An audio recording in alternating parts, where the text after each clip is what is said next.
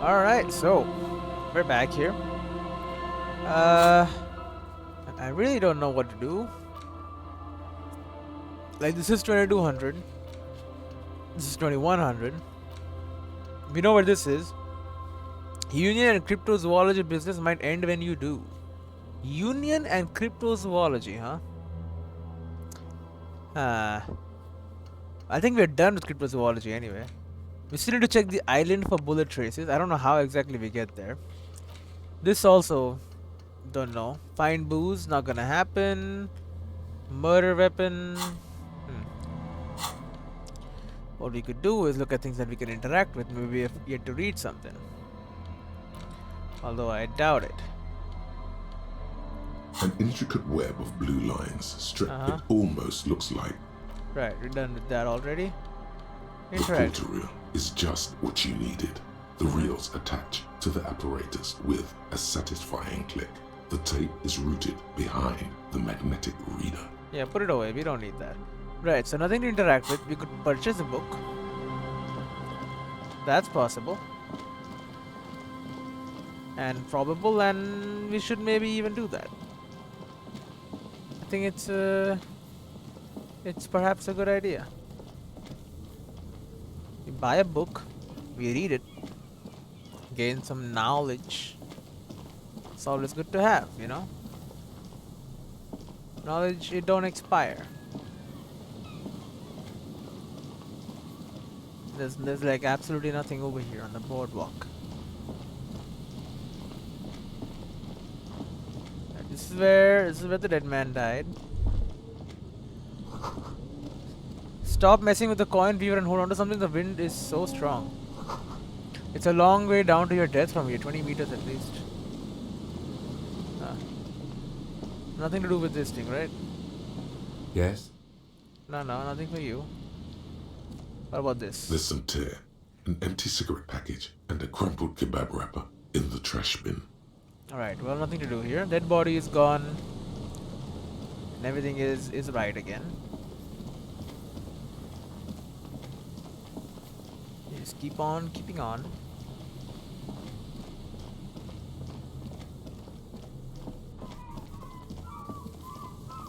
There's a man with his kid here. Still. Hello? Hello again. He nods to you, smiling. You look like someone who has money. Do you have any money? I do have some money, yes, but that's not what's really important here. He brushes it off like it's not a thing at all. He's not gonna give you money. What are you doing? Clearly you were just profiling. Yeah, profiling. No, I mean, come on. You need the money. If it's not a thing, he can give you some. Could I have some of that unimportant money? I don't want your money. I just wanted to see whether my profiling skills were working. Of course, detective. I wouldn't have assumed anything else. Matter of fact, He looks up again, a playful hint shining in his eyes. I don't know if you're familiar with this, but the Vespertine Department of Justice has published a rather interesting paper on the criminal profiling in former socialist states. Have you read it? Nope. If not, then you definitely should. If not for tips and tricks, then just for theoretical curiosity. Anyway, that's just a little something that sprang to mind. He squeezes his You were son's saying? shoulder lightly. You were saying. Forget it. They don't sell those kind of books at crime, romance, and biographies of famous people. They do not. We leave. Necessity-driven architectural design at its finest. If you say so, my man. If you say so. Right, this is the way down. And I don't think there's anything over here. Right? I mean, this is where the cryptozoologists were. And with them gone, I really don't think anything is going to be happening here. We have this. The dome-shaped plastic buoy bobs up and down in the water amidst the trembling reeds. The ajar latch still exhibits the emptiness within. I'll let the empty boy be. I still don't know if you could have found this this phasmid. You know?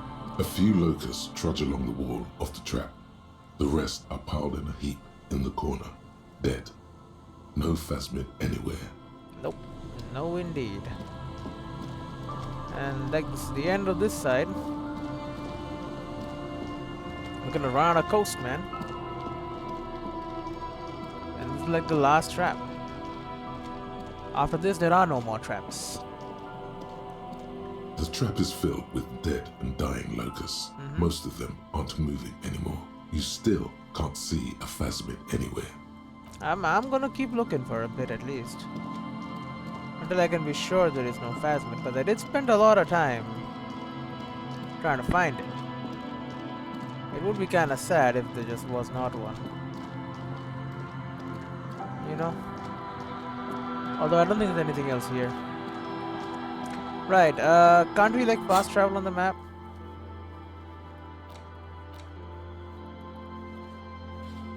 Like fast travel me? The Martinez waterfront? No? Alright, I guess we're gonna run then.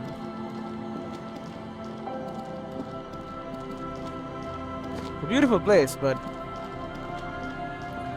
right now, I mean, I think the bookstore is the best place to go.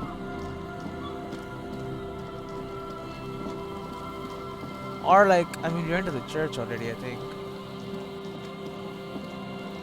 We can head like north and up. Like there's like a little bit of stuff going on here. Get our cardio in.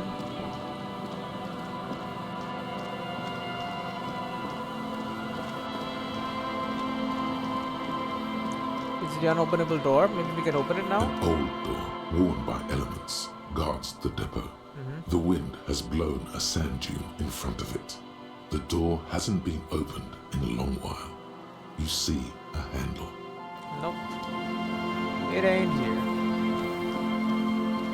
And then this is the north edge. And the last trap. If there's anything, it could be here. Just dead and dying locusts and the slow swaying of surrounding reeds. Nothing at all. We have reached the north point of the land here. And there's nothing here. Other than that island over there, which I think is accessible only by boat.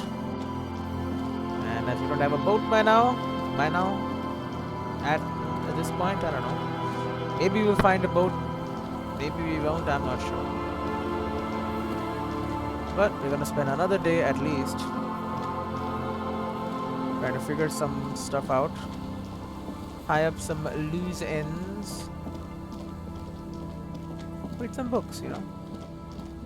Have a grand old time.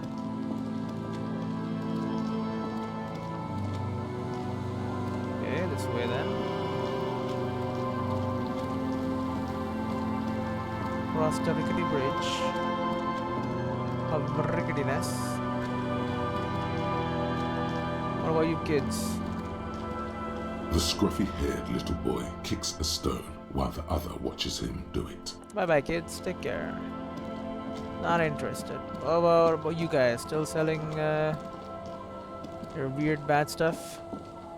Tequila sunset. Hey, sorry for being a buzzkill earlier. I'll supply the booze if you'll supply the stories. Wonderful. He claps his hand together. I got this blue medicinal spirit. How about that? You know what? Sure. No. It is his palm. Contrary to popular belief, I enjoy being alive. It is his palm. Is it to shun? Sure. Yeah, I've got a potent Pleisner. Not much, but it will do. Yeah, we grabs the bottle from your hand and uncocks it immediately. This last one is the most Martinet story I've ever heard. He takes an almost comically long swig, thus fortified he continues. I've never heard it mentioned outside of here. At first, I thought it was a joke, to be honest. But I've been on the coast 8, 9 months now, and in that time I've seen at least 3 expeditions come through, searching for something. Cryptids? Magic animals? No? No, man, this is serious stuff. A place to call home? No, Tequila. Most people already know where they live. It's guys like you and me that are the exceptions. Your lost keys? Hey! Fuck you, Tequila. He says his voice level. Great. Okay, what kind of expeditions? All kinds. I've seen archaeologists, gangsters, even a bunch of ad agency types. I'm telling you, Tequila, this thing's got a pull on certain kinds of people. Wait, what do you mean certain kinds of people? You know, obsessive types. People with predilections. And what exactly are we talking about here? Some of those expeditions come back after a week or so, looking haggard and dejected. Others don't return at all. Hmm. The first time I saw one of these expeditions, I thought they were fucking with me. There was no way it could be true. It was just too high concept, even for me. Hmm. I'm not even sure I should be telling you this story, to be perfectly honest. You're in a fragile state, and it might be too much for you to handle. I can handle it. Okay, fine, I'll tell you. But I'm warning you, it's pretty out there. Our story begins at a legendary design studio, right here in Martinez. His eyes narrow with mystery. Yeah. There was this designer. His exact name is lost to history, but in life, he was a legend. Made it big in Aranya, where he did some real pioneering work on grotesque and sans serif typography. A fucking genius, man. Genius, alright. He takes a That swig, is, wipes his mouth, if then he even continues. existed. Who knows? It's an urban legend, after all. Sure. Anyway, sometime later he started his own personal studio here in Martinez. And that's when he started working on some really wild stuff.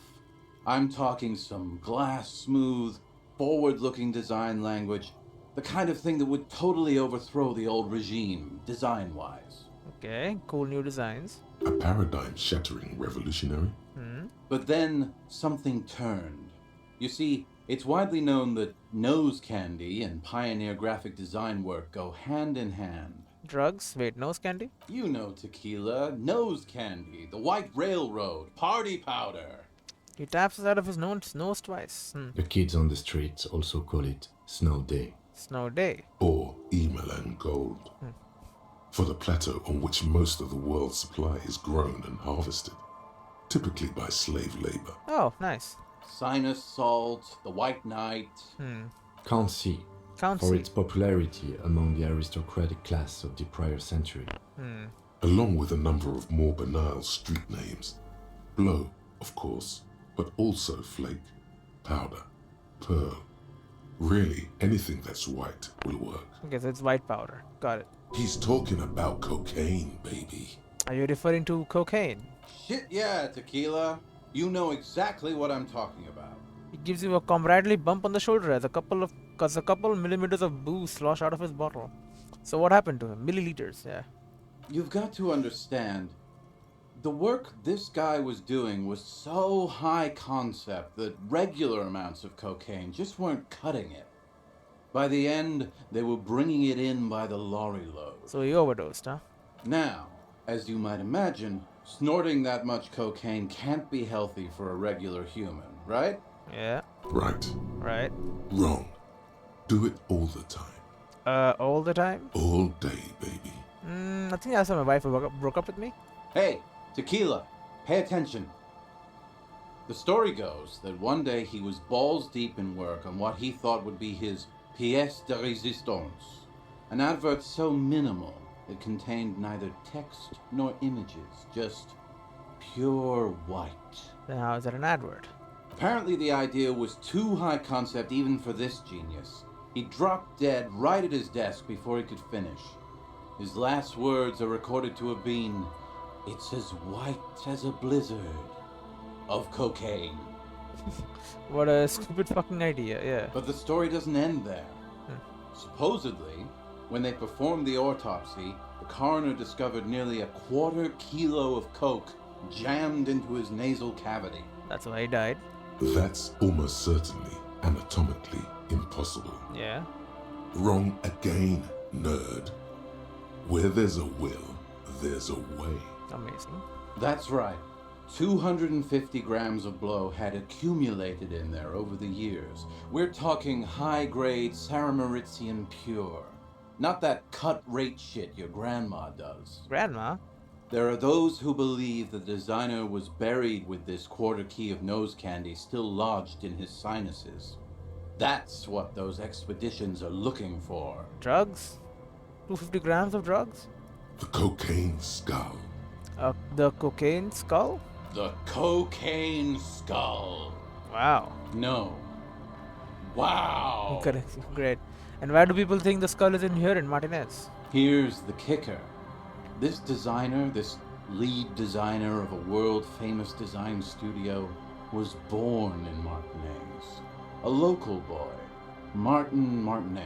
Martin Martinez, great. That's why he brought his studio here, back to where it all began. And that's why they buried him here, too.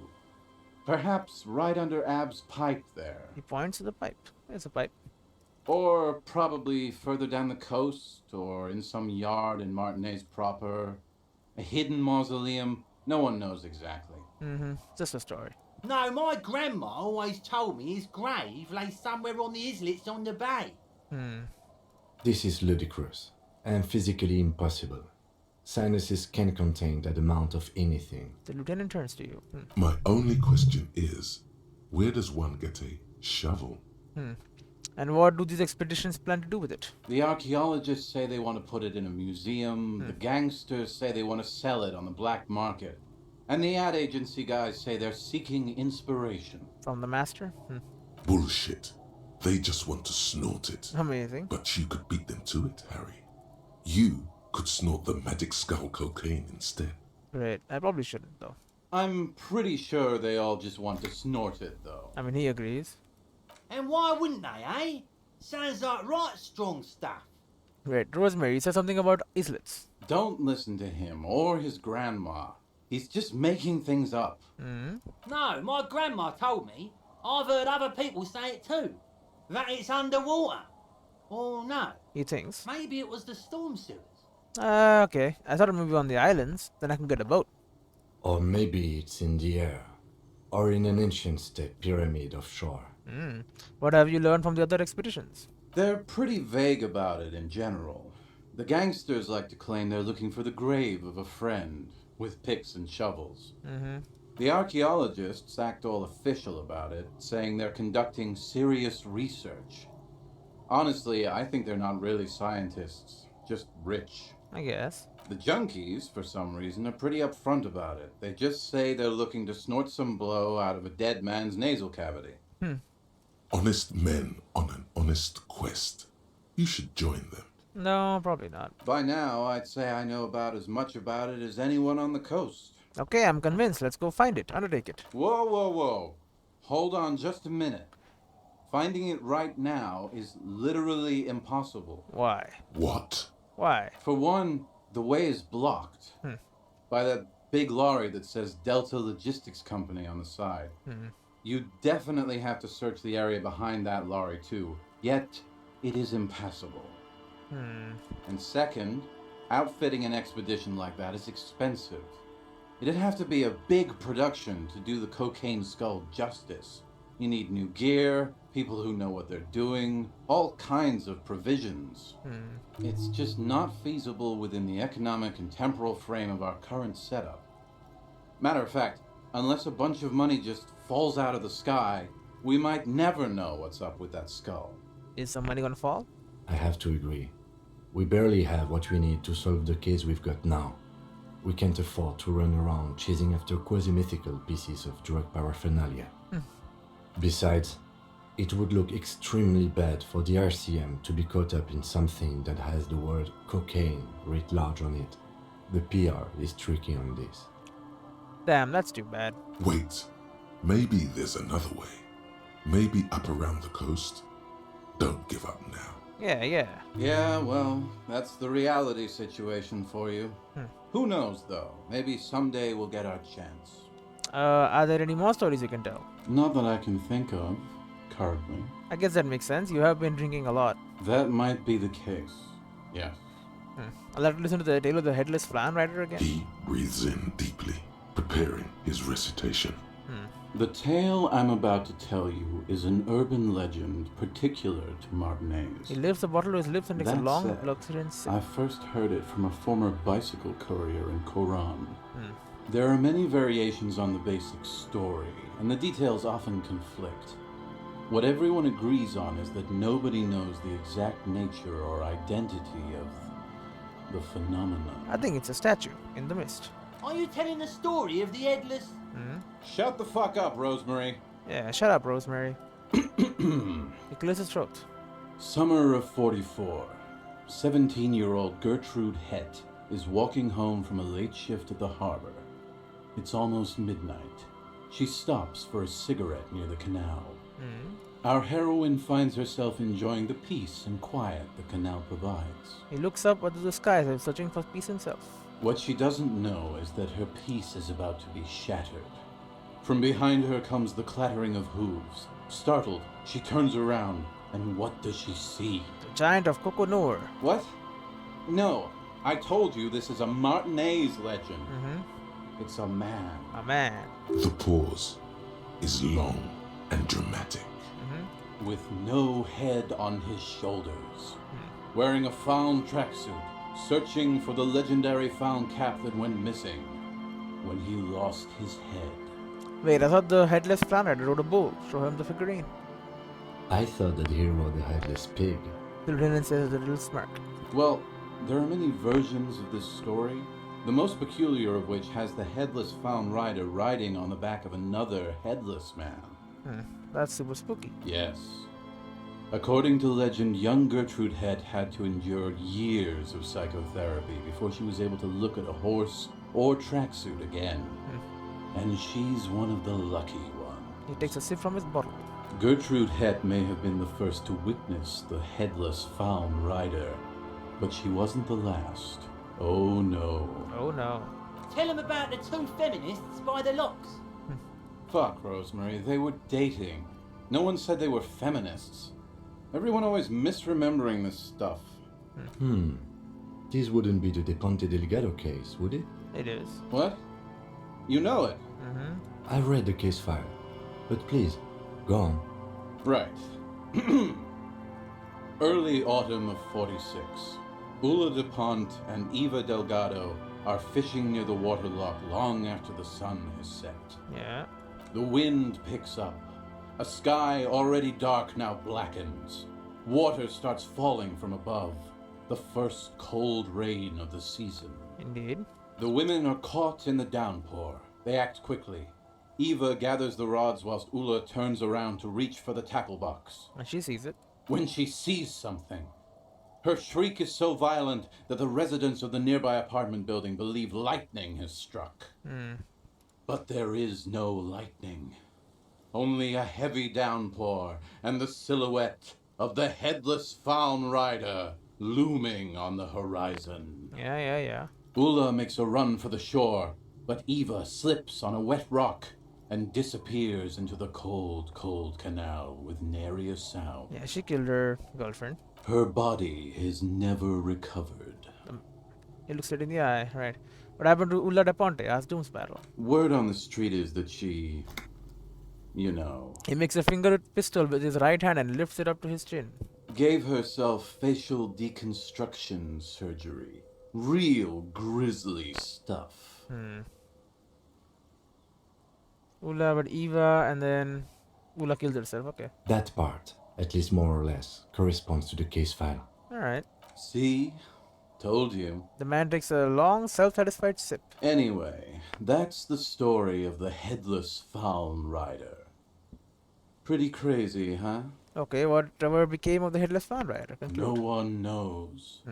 Some say he stalks Martinez to this day, and can be seen near the canal when the clock strikes midnight. He makes a spooky gesture with his free hand. He won't, though, because it's just a stupid legend. Aye. I saw him one night when I was right shit-faced. Right, alright. We see you. Okay, so I can't take on the quest for the cocaine head. Don't call her. The drunk man speaks in his sleep. Drool dribbles on the left side of his mouth and down his jacket. There's no waking him from his stupor. His mind is elsewhere. Right. What about you? Sorry. Tequila. No. You. The legend. He's back. You want And speed, thirsty. I Pilsner, got smoke. smokes and piss and a little speed to spice things up. I'm off. No need for any of that.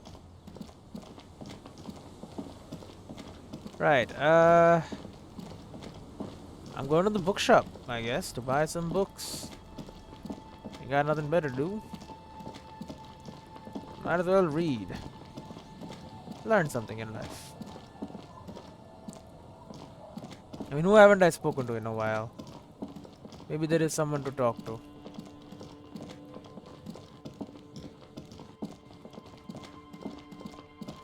Cause like I've been to most places now. At least that I know of. I could purchase some of this stuff, but rather not.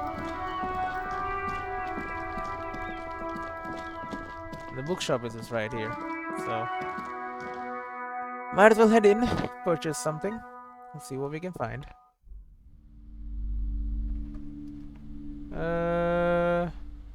Right, what about this section here? The display rack is brimming with worn paperbacks featuring an extremely muscular, sword-wielding barbarian on the cover. Nearly all the titles contain the word Hyundai somewhere. Too expensive. Yimdal books, come on. Hi, Ace Detective. Are you here for more books? Suggestion helped her in.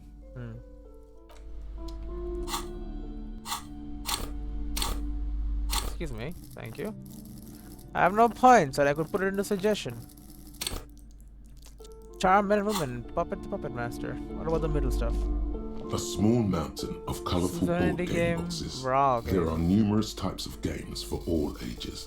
A lot of shelf space seems to be taken up by Wirral-related merchandise. Suzerainty or Viral? Too expensive. Where's the cheap books at? Oh, what the heck, man? You see a set of tattered curtains blocking the way to another room. A strange cage-like trinket dangles from the curtains. Oh. Excuse me, officer. The back room is strictly for employees only. Shopkeeper, what's behind the curtains? Nothing. Now please go back to browsing the books. Don't you feel compelled to look at the books?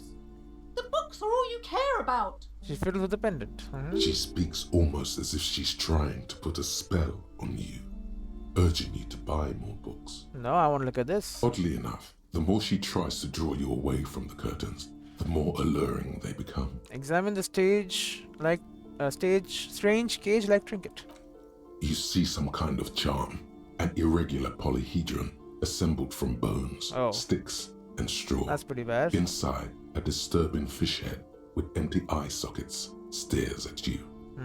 This is a traditional Seminese ward, meant to provide protection against ill luck, bad dreams, curses, and other supernatural scourges. And who are the Seminese? Inhabitants of Ile de Fantôme, the Seminine Islands down south. Okay. Aside from poking at it suspiciously, there is nothing else to do with the fishhead charm at this time. The curtains remain shut before you. Pull open the curtains. Just as you're about to pull apart the curtains, the petrified voice of the shop owner cries out once more. Sir, don't touch that. I told you it's off limits for the customers. Her hand has closed around her pendant. Her fingers nervously playing with the talisman. Parapsychologically speaking, we're done if you decide to open them. I won't be held responsible for the consequences. It's too dangerous. I don't care. She looks away, mumbling. Why is everyone always messing with the curtains? Why can't they just buy books like normal people? This is about the curse. That's why you're afraid? No, it's just a storeroom for the employees, I told you. Now please step away from the curtains. She's almost begging you. Okay, so this is the cursed room. Ma'am, this is different. I'm a police officer. I need to get in there. Why? It's not like anyone was killed there. Oh, she stops abruptly as her hand flies over her mouth, baffled by her own bluntness. I'm sorry. I don't mean to be so impolite. Just please don't go there. I can't allow that. You'll only make things worse and unleash the powers. Unleash the powers, huh? The curtains do seem frail suddenly, not robust enough to contain a slippery darkness. But I sense this place calling for me. I must investigate beyond the threshold. You do? She grabs her pendant again, visibly Even shaken. more reasons not to mess with the curtains. Just step away, dear sir. I don't care, you can't stop me. I'll open them. Continue. No! Please just talk to me, officer. Come here and let's talk this through before you decide to do anything extreme. She raises her hand to and try to stop you. Talking is always good.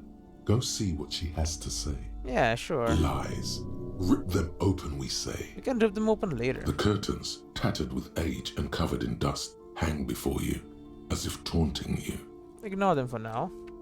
Go talk to her. What's up with these curtains, huh? What are you so afraid about? Hello again, esteemed officer, and welcome to Crime romance, and biographies of famous people. Why are you so uptight about those curtains? I just want to know what's on the other side. I already told you, it's just a storage room for employees. I don't understand why it's so important to you. I must investigate. Just let it go, officer. Go buy some goddamn books. You're supposed to be drawn to the books. Nope. She recites it like it's a poem, or like she's playing a role she's grown tired of. She's so tense, it's a miracle she hasn't snapped in half yet. Why are you still talking about books? I didn't put a smell on me. With storage room, why is it so tense? Why does it have Semini's ward putting it? If it's just a storage room, then it wouldn't hurt if I just peeked inside. It's not like it's cursed, right? No! She waves under your gaze, mouth pressed into a tight-lipped frown. Then she breaks down. Okay, fine. It's because this place is cursed. Just like Annette said, they don't call it the doomed commercial area for nothing. Are you happy now, officer? Happy that you've ruined everything? She closes her eyes and starts mumbling something to her pendant. Host of hosts, she prays. Guard me and my honest business venture from the curse that lurks behind the curtains. How does this curse manifest itself? The curse is so much worse than you could imagine. It's a disease, eating at the very foundation. A shiver runs to the woman as she looks around the dimly lit store. It's the curse of financial distress, Her voice of drops to a ruin whisper. and bankruptcy. She peels the curtain again. I had mentioned that the previous tenants have experienced some financial troubles. It's not just that, officer.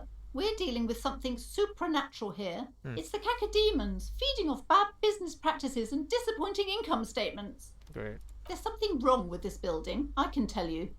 Ever since I arrived, I've sensed an eerie lingering presence, as if I was unwanted here. Right. Why don't you just tell me right away it's a curse? It's not good to talk about the curse, not in detail. The negativism. She shivers. It's dangerous.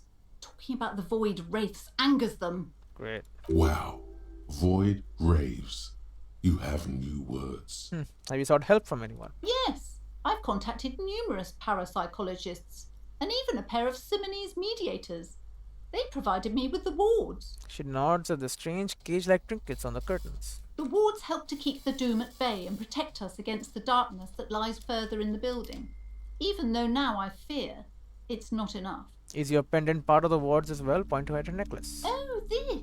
She holds her pendant in her No, palm. it's a special Himian amulet, blessed by desert pygmy shamans, with a spell of compulsion. It's to compel people to buy books. Oh, great. It's okay, her heart glistens under the light. There are numerous spells cast throughout the store. I had the books anointed with a different inducement spell, for example. She nods. It's guaranteed to boost sales 15%. Okay, so she's been believing in some weird shit. Desert pygmy shamans. That sounds like a rather questionable way to describe a group of people. Doesn't seem like the spell is working. There are no customers around except you. There are hardly any customers in the store. Do you think it's really working? Sir, I am well educated in the commercial and esoteric arts. I know what to do and what to avoid. She nudges the spectacles. Have you thought about a sale? Maybe this could lure in customers? Neon signs and blinking lights, friendly with customers. Reconceptualize your business. Madness doesn't look a best place for a bookshop. Yeah, what about a sale? Discount my wares? I can see, sir, that Oh, you come don't on. value books very highly. Great. Besides, this would only tempt the phantoms of doom.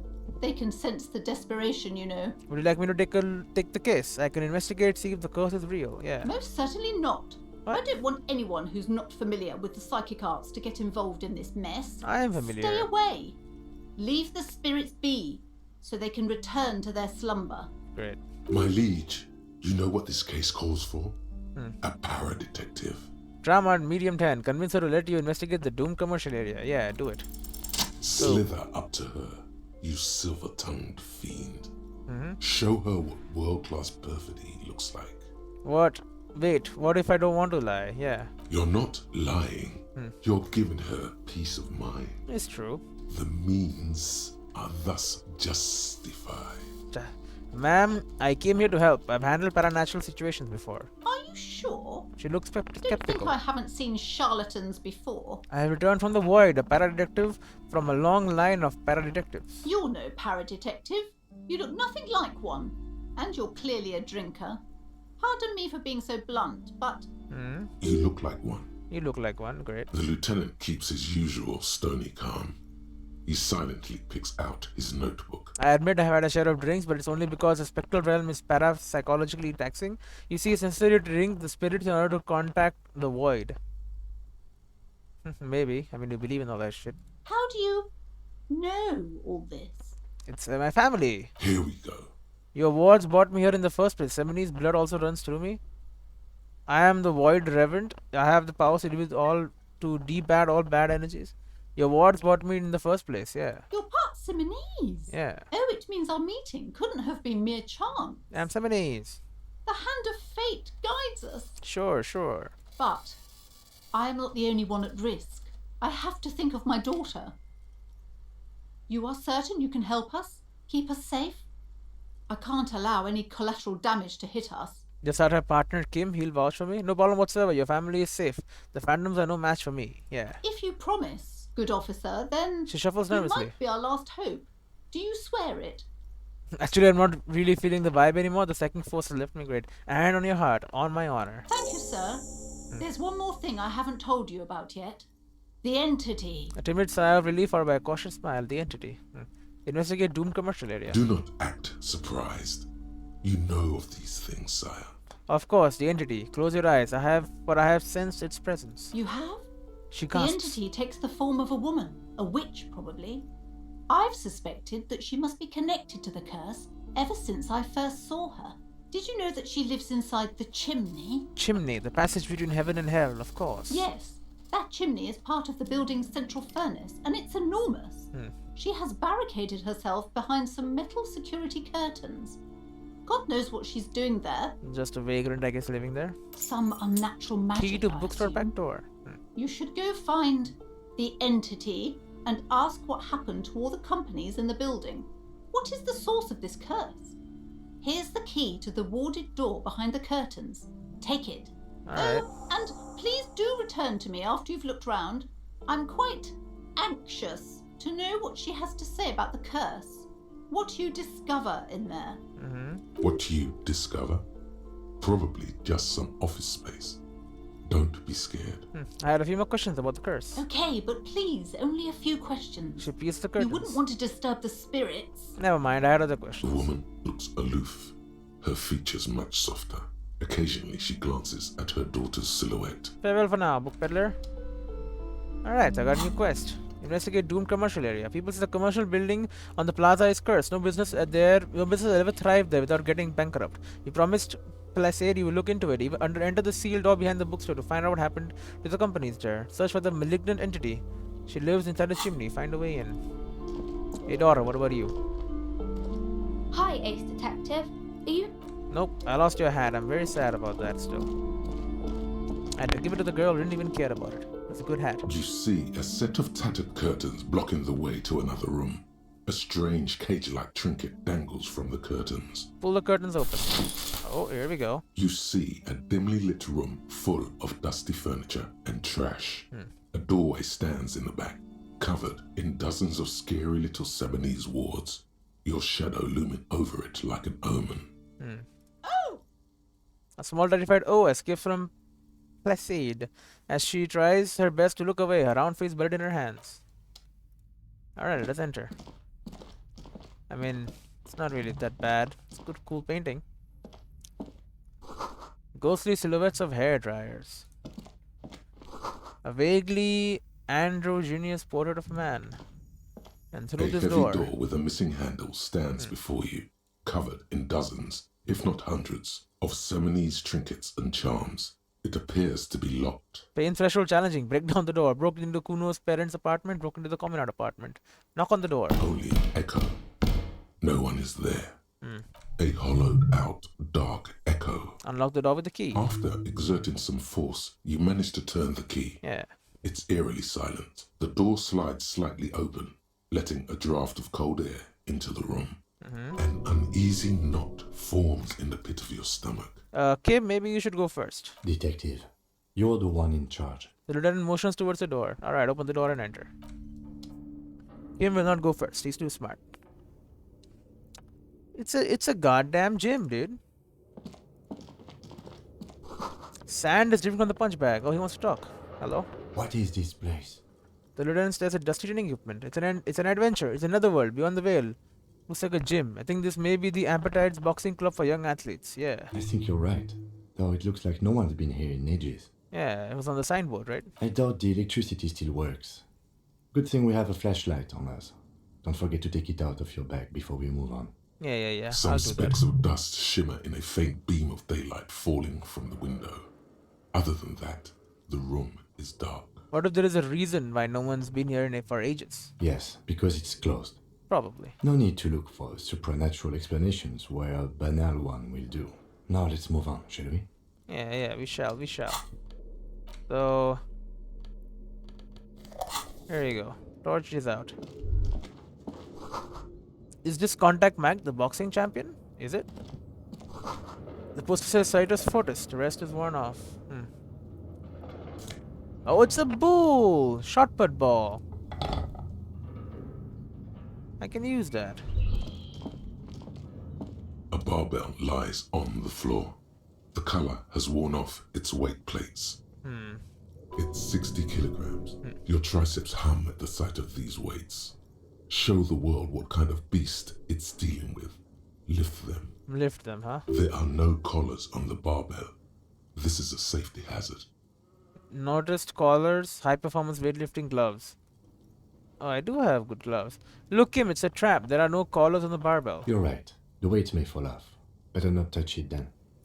What kind of bastard would just remove the collars? It should be a felony. It would be a violation of EPIS safety regulations if the gym was still operating, but it isn't. No one's supposed to come here anymore. Right. Well, I'm here. What about this? Worn out war bars. They look unsafe. Probably because they are. Smells like leather and sweat. Well, we found the bull. A ball used for playing shot put, a favorite pastime of elderly gentlemen. You feel like you should hold on to this and make good use of it. To sell such a beautiful old school sports equipment would be a sin. Yeah, so we won't sell it. We'll give it to someone. Anyway, we need physical instrument. And the gloves apparently help us. Ultimate performance efficiency is flan, come fingerless and grippy padding covering the palms. A quarterback movement or lifting cargo. Electrochemistry, aesthetic core, interfacing, freshly rhetoric, suggestion, saber flare. Empathy, physical instrument. Put on a white tank top. In an empire, drama authority, composure, electrochemistry, empathy, visual calculus drama. Saber flare, visual calc, conceptualization, logic, pain threshold, volition, true drama, shivers, -2 physical instrument. Conceptualization, logic authority, kingdom of conscious, pain threshold, drama, pain threshold and half light. This is flan windbreaker. +1 pain threshold, +1 half light. Facing mirrors also in a pocket universe. Right, it's fed like a pig, but it's flan. Reaction speed, +1 physical instrument. It's just also a shirt. Alright, well, we'll take the white tank top. We'll try to lift it. Why not? The barbell waits patiently on the floor, like a dog for its master. It's done. Lift the damn thing up. Easy peasy. Wow. Yeah. What the hell? Conjuring up an 6'4". inhuman amount of strength, you raise the barbell up in the air. Your biceps tremble, but you're a savage. This is a children's game. Say nothing. Revel in the feeling. Yeah. Just revel in it, and then we just heal morale, and then just let it slam to the floor. A Insane. warm wave of accomplishment washes over your head as you drop the barbell to the floor. For a moment, it feels like you're strong enough to succeed at anything you ever set your mind to. Indeed. Good technique. Nods in approval. Right. Look at that. Respect. Alright, let's go up talk to the ghosts. Hello, ghosts. Always blocked with old window panes and debris. Indeed it is. Lots of old stuff here. Hey, look at that. It's another goddamn bird. Wild animals stare at you in the dark, stuffed and mounted. A large demojet full of strange liquid. Very strange indeed. More animals. Airship rotors covered in spiderwebs. They remind you of blades. Looks the remains of the 24th window repair shop. 24-hour window repair shop. A naked mannequin torso, a strange yellow color. And 3 real. It's pretty good. Blue velvet, softer touch, mothbit.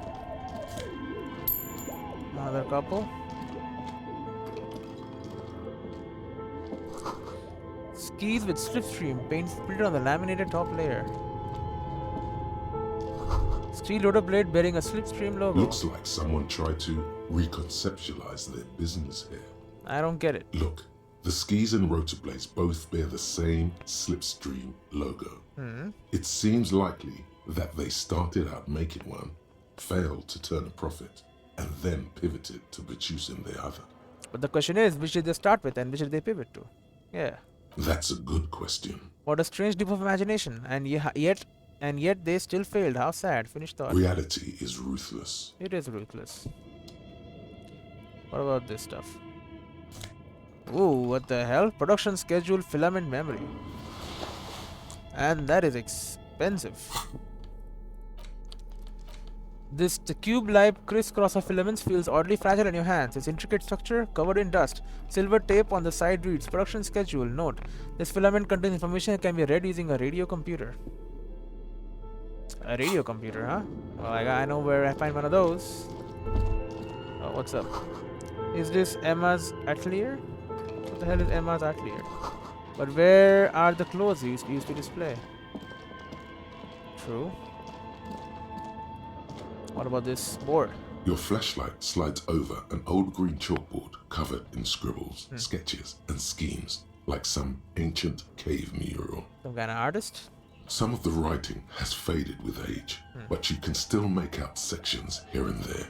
Photos and drawings have been pinned to the board.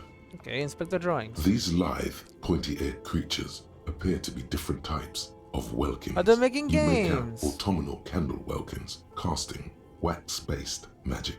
It's a D&D type thing. Translucent welkins, with organs shining under their skin, and even ether welkins, hailing from the vast emptiness of sidereal space. You should adopt one of those welkins as your persona. No longer a mere man, but a welkin.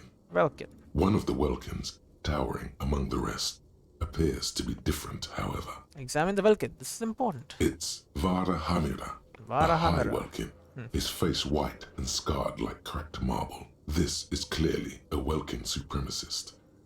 The note says, all non-Welkin races will be purged. So he's the demon Welkin. Alright. The Haldor, the Twarg, the humans, and even headless men, all of them, purged. Imagine a world filled only with Welkin, Green Welkin, Dread Welkin, and the High Welkin to rule them all. They're like the humans in this world. Okay, kill all the non-humans. An inordinate amount of time has gone into drawing these little welking creatures. The lieutenant can't help but comment. Why would anyone spend so much time on this? Some people really like building a world, I think. Even if it's just for a game. Who are these creatures? Who drew them? Are they real? I have so many questions. This looks like concept art for a project. It's not really real. Okay. Whisper. One of them is a Welkin supremacist. Political commentary. That one has a great beard too. The lieutenant nods at the Welkin's facial hair. Oh yeah, this one. Right. Well, this has been educational. Let's move on from the Welkins. Just look at those details. So much effort. Inspect the photos. The photo collage depicts barren, icy landscapes wrapped in perpetual night. You see permafrost and glacial landforms, dead trees grown in under the snow. Okay. Entire oceans have been frozen from shore to shore. There are pictures of settlements on dried up riverbeds, abandoned in a storm.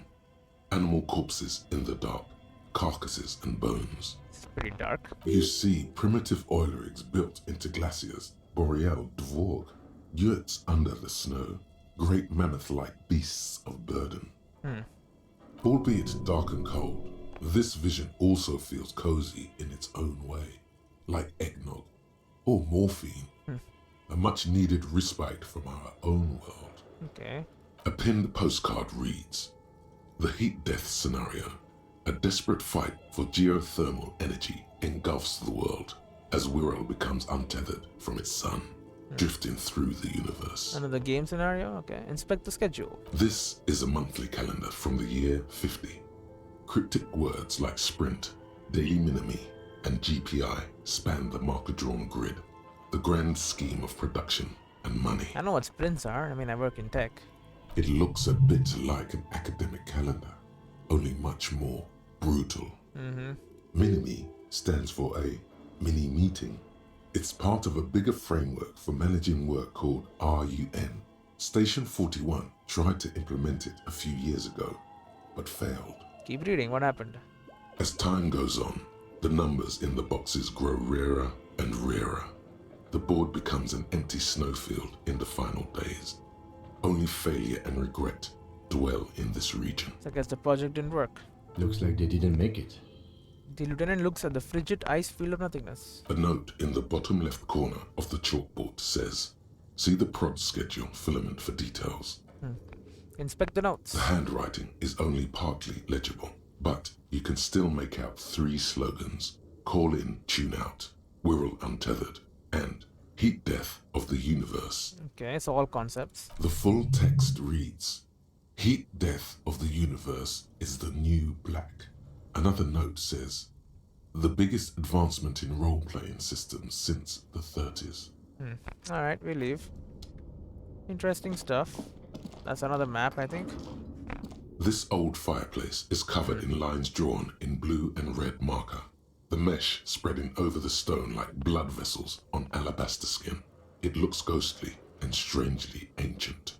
Okay, looks like a map still. The whole thing resembles Kadran mosaic tiles. Very pedantic. Hold on, how do I know what Caden mosaic tiles are supposed to look like? History classes, students with their textbooks open, studying the roots of our civilization. Those aquarelle blue tiles looked beautiful in the sun. What am I looking at? Radio frequencies, it seems. UKV 123.6, UKV 123.7, UKV 123.9. Some written notes, too. Sparse and cryptic. This could be where that scientist comes from. Yeah, maybe. Radio frequencies for what? Unclear. It looks like a cardiovascular system split into veins and capillaries. Very advanced. So we're dealing with something medical here? I don't think so. You think so? The web is comprised of radio stations, all lead back to one red heart, titled the Game Master Frequency. A note says, this one can listen in on any station it wants. Question mark? Looks like a surveillance program. Oh. They must have had massive airwidth. These things don't come cheap. Wait, who's the game master? Someone very important. The leader of a massive on-air game built by these people. I guess, makes sense. Yeah, that's why they tune in, tune out, whatever. A conductor for the hundreds of story threads that pass through the Game Master's frequency. If it's a game, then who's playing? Whoever decides to call in to a call-in station, it looks like. Yeah, I see the idea. Radio game. A list of names under the stations suggests people across 6 Isolas would be playing. Muindi, Insulinda, Kotla, Grad, Samara, and even Ilmara. There's no way a little basement studio working here could pull anything like this off. Okay, could be a bigger project. My God. It's as if the less money they had, the more ambitious their project became. The lieutenant leans closer, his finger tracing the maddening rhizome. The cost of airwidth alone must have been huge, yeah. Exactly. This schedule, I know doom when I see it. The company was running out of funding. He nods at the calendar on the chalkboard, wiping his marker-stained fingers clean against his jacket. What else? Squint at the lines. Nothing. It's just lines on marble.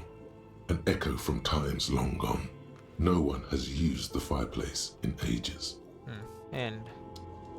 Alright, what about this poster here? Scribbled across a notebook. Developers of the most advanced RPG in the universe. Are you talking about your own game? Is this radio computer? A dusty radio computer sleeps on its wired frame, forgotten and unused. Its keyboard has a rectangular on-off button. A piece of paper still hangs from the printer. By the way, look at the glasses in the back there. Look at the shadows. Nice. Okay. On-off button. Right. Continue. Another radio computer. It's the lieutenant watching you Just circle sitting around the here machine. without anyone inside. What he means is that these things cost money. Yeah. Why would anyone just leave it behind? How was it abandoned so much? This is the Ream Civic radio computer, model RC5120, equipped with a Feld mainframe and a Ream-compatible printer. Do you think I should turn it on? It's your call. You're in charge of this expedition, officer. He looks over his shoulder then, back to the machine. Yeah. Of course you should turn it on. Yeah. Don't you want to know what's on the filament? Turn on the machine. The machine lights up like some prehistoric animal stirring from its slumber, revealing fluorescent play and print keys on the keyboard. How does it have The power? hatch on the machine's central compartment is wide open. Look inside the compartment. It's empty like a beehive without its brood. Some cables have been left dangling, disconnected. The filament you have would fit perfectly inside the compartment. Insert the production schedule. Like a smooth drawer, the I filament see. slides into Ooh, place. point. On the keyboard, the play key starts blinking. Okay. Press play. The speaker comes to life. Static seeps through the machine's planar magnetic driver. An old lady greets you. Her voice sounds 100 years old. Is it the same one? Good afternoon. Fortress accident en rue de Saint-Ghislaine. This is East Insulindian Repeater Station 1. Please repeat. Is this the production schedule? Yvonne, it's me again. How are you? Good, thank you. Please repeat. Is this the production schedule?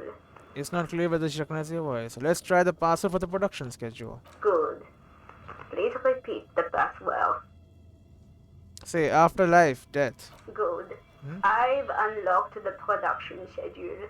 After ending the call, please press print to access the filament. Alright. Really? She just used the same password? Yep. Maybe those radio computer guys aren't that paranoid after all. The lieutenant seems almost disappointed to discover that as he murmurs. Fortress accident. Is there anything else I can do for you today? That's all for now. Press off, silent. Thank you, and goodbye. The old lady's voice disappears along with the static. Tiles on the cube are still smoldering, casting the framework in a soft glow. Fluorescent play and print keys shine on the keyboard. Press print. With a quiet determination, the printer starts printing, a piece of paper unfolding like a handheld fan. A black crisscross of letters covers its surface. Read the printout. Oh no, I left!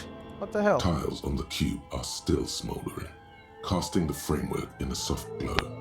Fluorescent play and print keys shine on the keyboard. Read the printout. It's a project report written by the lead producer, Andrew Andy Schott, about Wirral Untethered, a radio game developed by Studio Fortress Accident. Okay, Fortress Accident is the studio name, I see. The first few pages give an overview of the capital and workforce, while the rest of it seems to be a production schedule. Capital and workforce. Read about capital, I want to know about money. In its short time of existence, Fortress Accident, SCA, managed to burn through truly insane amounts of money. The first tranche of seed financing brought in 150,000 Ria, but then came the delays. Great. Eventually, the damage reached 400,000 Ria, with only half of the game finished. Gosh, where did they get all the money? Yeah. Let's just say it was a real adventure for their Igaunian investor. Read about the workforce. Who worked there? How long? Fortress Accident employed 18 people. The bulk of the team composed of writers and concept artists. There were also radio programmers, sound engineers, a CEO, 2 marketing experts, And a programmer? and a single overburdened producer who Producer. developed a habit of popping Porolidon in the basement to escape his obligations. Why did Fortress Accident have so many concept artists? Wait, why did a radio game need so many artists? It didn't. It didn't need so many concept artists? No, definitely not. A few more producers could have come in handy though, especially when dealing with writers, some of whom routinely skip to work because of mental health issues and extremely unprofessional sleep schedules. One of them even managed to steal some valuable company property before skipping town for good. Great. Skip to the production schedule, whatever it is. The production schedule depicts their glorious descent into bankruptcy. Because of the concept artists? Not the concept artists. It wasn't even the writers. with their panic attacks and 3-hour lunches. Great. It was impossible not to fail. Yeah. The project was too large, and no amount of money could satiate the ever-expanding ambitions of the development team. They tried to make a 4 million real game with 400,000 in their bank account. Yeah, that's not gonna work. They thought they could bridge the gap with pure willpower and imagination. It doesn't work like that. They couldn't. I could have bridged the gap. No, you couldn't have. What do you mean? I totally could have. Definitely not. Ah, Not a chance. great. Even then, success remained within an ever-narrowing margin of possibility that, despite everything, never entirely disappeared. There's the human mind to think like that. That is, until they discovered the Valley of the Heads. What's that? At the What? 11th hour, the lead designer, Jimskborn Suliswaf Jalisa, decided that what Wirral Untethered needed was a secret mystical location at the extreme edge of the map. Okay, a new place. This place was to be the Valley of the Heads, where the heads of all the headless constructs could be found. The player would have been able to choose a head for their headless party member, and each head would have been voiced on air by a professional actor. Yeah, that sounds like some insane shit. Who are these people? The world had never seen their kind before, and might never again. How many heads were there? So many.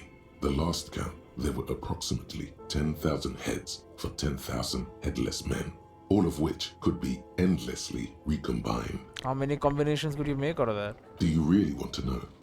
There seems to be a calculation here, but it may take a while. Yeah, how bad could it be? Oh my god. Okay. I get it. Okay, even more. Keep going. Yep. Indeed. Is this? Is this really just The random lieutenant numbers? taps his foot impatiently, his arms folded tight against his chest. Oh, it's still going, huh? 10,000. Keep going. Yeah. I'm up for it. Let's keep printing out numbers. What if you broke the radio computer? What if it's never going to stop? Just let the numbers wash over you. Oh, it's all zeros. Okay, so that's what did them in. That's it. Well, yeah, that and the catastrophic data loss. This must be what the anomaly Suna mentioned in the church log. On the nature of the data loss, there's ominously little information in the production log. It comes at the very end, where things get fuzzy and dark, where tables and numbers seem to vanish into an eerie nothingness, before the Igaunian investors pulled the plug. That's why she's over there to investigate, I see. What is clear is that one day, an unidentified numeric anomaly occurred on the East Insulindian lintel front, just as the Wirral Untethered project was being compiled that day. And the anomaly caused all the data to get lost in the air. When the project was returned, it was completely blank. And that's what finished it. The team spent weeks on the phone with Lintel, the service provider, but despite their diagnostics, they could never produce a satisfactory explanation or pay for the loss. What? They lost the whole game and they won't even pay for it? Always read the terms of service. Great. And let's face it, they didn't have any money left for illegal action. Sure. And wasn't there a copy of the game, a backup? Mysteriously enough, it seems that the offsite copy happened to be on-site when the catastrophic data loss occurred. Amazing. Good idea. It was the lead programmer's responsibility to oversee weekly maintenance of the offsite copy and, well, keep it offsite. An explanatory note from the lead programmer has been attached. What does it say? S. Luukinen Kilda, the lead programmer of Fortress Accident. The offsite copy was on-site because there was no offsite anymore. Not for me, not after 8 months of crunch. I didn't have a home anymore, so I started keeping it in the basement in the ice bear refrigerator near where I went to sleep. It was perfectly safe there. The temperature conditions were optimal. It's not very convincing, is it? Her former colleagues would agree with you. You said anything else from this lead programmer? The production schedule ends with a few random notes that seem to be added sometime later. Read the notes at the end, yeah. 4 months later, by an unknown author. I am the only one left, and it's gotten rather damp here. A few other businesses have gone under too. Slipstream switched to making skis. and the hairdressers just left, cursing Martinez. They're right though. Something's seriously wrong with this place. Martinez, all of it. So one programmer or something was in here. The artist maybe, one of them?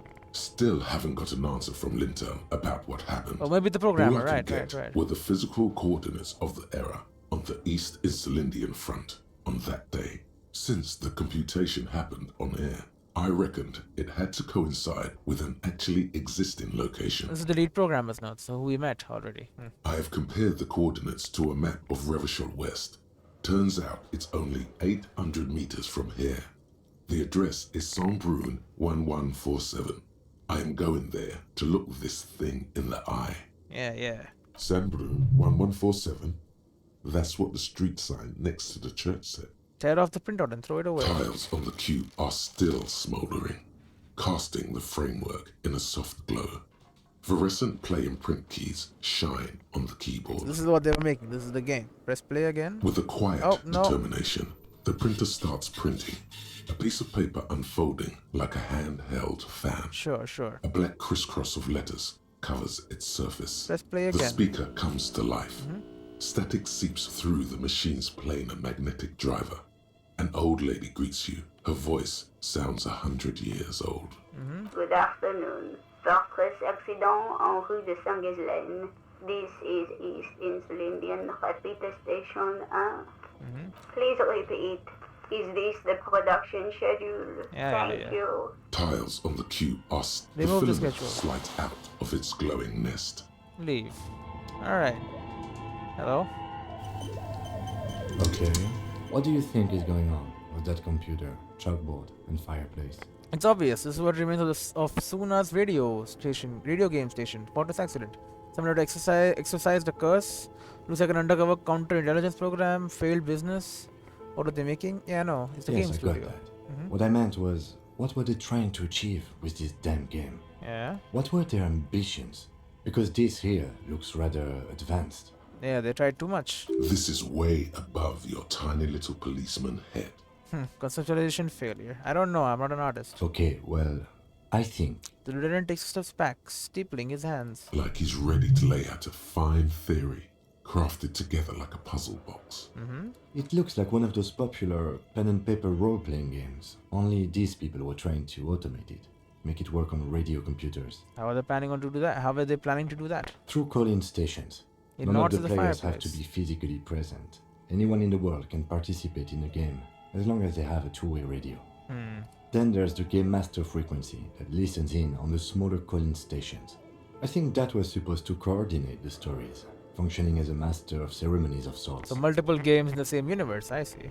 Coordinating so many games would take a whole switchboard of people, possibly divided into sub-frequencies. Has anyone ever done this before? Not to my knowledge.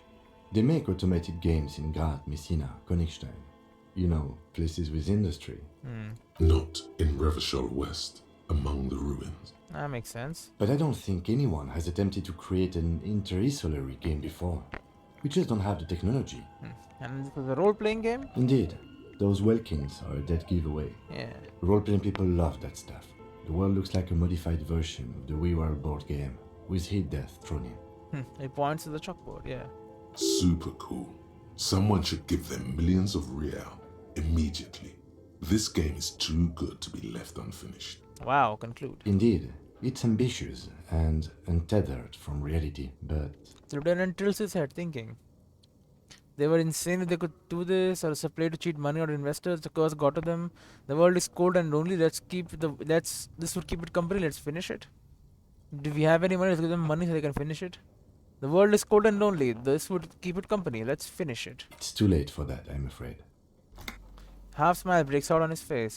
He says, looking around the relic room. The pipes howl and a rat crosses the floor. Okay, let's keep moving. Alright. Sure. I mean, it's so expensive. Just take the computer and sell it. I don't know. I mean, I can go talk to her now again. I found out maybe the cube could be helpful to her. The heck? It's an actual bear? Pills and magnesium. Extra morale. Imagine if I had just missed all of this. It's a bear fridge. We all know about the bear fridges. An ice cream maker, defrosted and unplugged. I got a little bit of time. Let's talk to this. You see a terrifying ice bear with a strange compartment in its belly. It's a fridge. The door is covered in frost, and the bear's eyes are glowing red. It's a fridge. This ice bear is a hyper carnivore. Be careful. Hyper carnivore. The bear looks oddly realistic. Is it taxidermy? What is this thing? It looks like a gigantic ice bear. The lieutenant doesn't answer. His eyes are glued to the animal. A sharp slice of light shines out from its mysterious belly door. Crack open the door. A gust of freezing cold air rushes to greet you. You hear a low grumble as the bear regulates itself. This is the inside of a refrigerator. Indeed. The lieutenant takes a peek inside. His hand has found the holster of his gun. Relax, Kim. It's a fridge. Of course, just a giant ice bear shaped fridge. He relaxes his hand, his face bathed in the harsh light of the open fridge door. Let's take a look inside. Look inside the refrigerator. The shelves are empty. All you see are crumpled ice cream wrappers with the brand It's a rat. name, Revachol Ice City. A handwritten note has been attached to the door. The fridge is huge. Take the note from the door. You pocket the note and the little fridge magnets keeping it on the door. Great. Examine one of the ice cream wrappers in there. A friendly cartoon bear smiles back at you from a glossy cellophane wrapper. It looks nothing like the fridge. It's a friendly bear. The paper still smells of vanilla and chocolate. What is a giant bear-shaped fridge doing in an abandoned cellar in the first place? Good question. It looks like an ice cream fridge. The lieutenant reaches for one of the wrappers. He studies it in the light. So they tried to sell ice cream from this hyper carnivore? I know. What an unfortunate marketing choice. What is even worse, the bear is still costing them money to this day. The lieutenant points at the red snaky cable run from the fridge. Yeah. The fridge buzzes with energy. The electricity bill on this thing must be catastrophic. Close the door. At least it won't cost them that much, as long as it's closed, right? A handwritten note you found from the giant ice bear fridge. It still bears some marks from the fruit-shaped kitchen magnets that were used to secure it to the refrigerator door. The note is written with a blue pencil on a piece of lined office paper. The kitchen magnets have left spots on its surface. Sure. Does it say anything interesting? The lieutenant leans closer to read the crumpled note over your shoulder. This is tangential at best, but the lieutenant's detective instinct is still active. Alright, read the note. Someone has scribbled, S. I can't believe the off-site copy is still here. The illiterate ginger kid keeps stealing stuff from the studio, so I had to hide it somewhere safe. Okay, I found it already. You'll find the filament memory with the off-site copy in the frozen ice cream maker. Please take it home, ASAP. It's important. I'd do it myself if I lived in a civilized place with a freezer. Take care. Sully Soif. Okay, so it's with the offsite copy in the frozen ice cream maker. Well, I found the offsite copy, didn't I? The filament memory with the offsite copy in the frozen ice cream maker. Alright. I wonder who wrote that note. Looks like someone from that radio game company upstairs. I'm a little surprised they just left their property lying here. Maybe they had to leave in a hurry. That's a plausible hypothesis. Yeah, remind me again, what's a filament memory? It belongs inside a radio computer, storing its memory. It's like a tape. You listen to disco tapes, right? It's like one of your disco tapes, only for a computer. It's like the production schedule you found. Only this one's an off-site copy. Who's the illiterate ginger kid? It's Kuno. Really? You don't have a single guess? The lieutenant looks at you, the corner of his mouth curved in a smug grin. You mean Kuno? Oh, I'm sure that child would love to get his hands on a filament memory. Even if he doesn't know what to do with it, he'd probably try to pawn it for speed, based on our encounter. Do you have any idea where the frozen ice cream maker could be? I don't know. I assume it's somewhere close to the ice bear fridge. Alright, put the note away. I mean, I know where it is. And there's the freeze, the coast. The wall collapsed. It's inaccessible now. Oh my, there's a lot of stuff here. What the hell is this? The flasher casts a strange shadow. There's a hidden doorway here. Oh, wow. What the hell's going on here? Two rusty rifles are hidden above the piping. They look inoperable. Rusty rifles, huh? Someone has stuck some busted guns into the behind the ceiling. The hell is going on here? Guns? A few bricks have fallen off, revealing a compartment behind the wall. It's too dark to see in.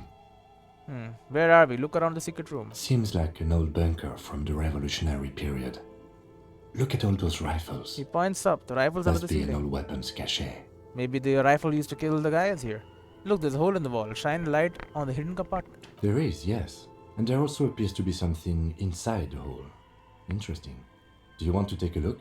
Okay, I do. Look inside. Your hand reaches deep into darkness and spiderwebs. Rummaging around, you find rusty rifles hidden away. Rifles, Kim. Are these any good? Dylan steps closer. Curious. Inspect the rifles. Most of them are rusty and inoperable, like the rest. But one catches your eye. A bolt-action model with a fine wood stock, in better cosmetic order than the others. Right, the murder weapon. An old Bell McGrave rifle, Revolutionary era, prized for its reliability more than its accuracy. The rest are probably Bell McGraves too, just too damaged to be sure. Reliability but not accuracy, so probably from the roof then. Take it. You're a police officer. Police officers carry guns. This is an old Bell McGrave. This old Bell McGrave looks okay. Take the rifle. That's a rare sight. Seems to no longer be functional, but still a beautiful thing in its own way. The lieutenant whistles as he admires the rifle. His eyes are gleaming. Isn't it the same gun that fired the fatal bullet? It's the same type of weapon, yes. A breech loader. But it's not the same gun. This one's been out of order for years. I'm afraid our search for the real murder weapon must continue. What does this mean? A rifle here? It means there are firearms, breech loaders, still lying around in Martinez. In bunkers. This would have been good in our case against Ruby for Titus. Too late for that now. But still, might be useful down the road. Continue. He likes this find. Right, well, we leave. It's an item. $11, that's it. Antique Bell McGrave rifle. A broken Bell McGrave from ages past. It's a 4-shot bolt-action military rifle with a wooden frame. Alright, oh, it's a good find. What's up in this still? A few bricks have fallen off, revealing a compartment behind the wall. It's too dark to see in. Alright, so it would have been useful in our case, but the case is done already. Right, do you want to finish off here or... Oh, there's more. Okay, dude, I'm just gonna save. Dude, I could have just missed all of this, by the way. Anyway, see you on in the next one.